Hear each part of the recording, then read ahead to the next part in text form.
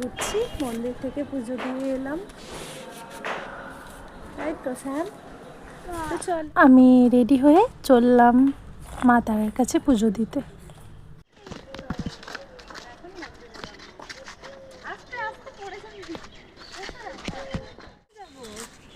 কোথায় যাবো বলছো? কোথায় যাবো? আমরা মন্দিরে যাবো।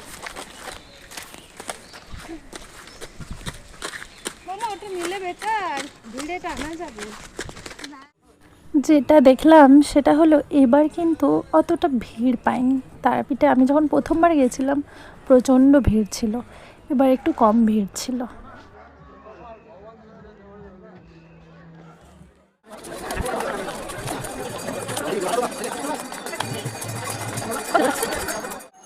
আর দেখো, দেখতে দেখতে মন্দিরে পৌঁছে গেছি হাঁটাহাঁটি করে। আর মন্দিরটা তোমাদের চারপাশটা ঘুরিয়ে দেখায়, চলো। তো আজকে দেখো সেরকম কিন্তু ভিড় নেই।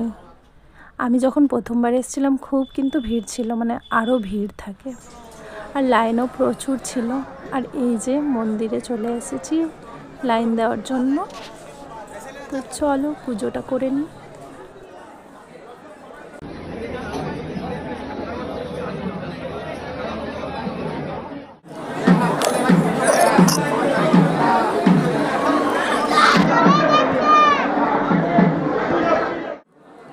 শাড়ি, আলতা, সিঁদুর সাজিয়ে সব কিছু এখানে একটা যজ্ঞ করা হচ্ছে। আর দেখো আমাদের পুজোটাও দেওয়া কমপ্লিট হয়ে গেছে।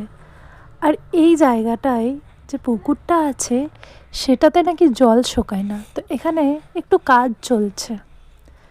আর এইদিকে দেখো জেনারেল লাইনটা কত বড়, বিশাল বড় লাইনটা। যতটা সম্ভব তোমাদেরকে মন্দিরের চারপাশটা আমি ঘুরিয়ে দেখিয়ে দিচ্ছি।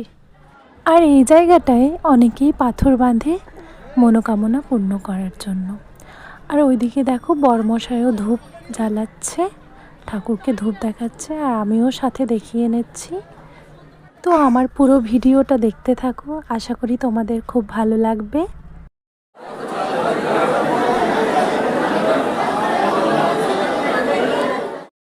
আর চলো তোমাদেরকে তারাপীঠের মহাশ্মশানটা একটু ঘুরিয়ে দেখাই।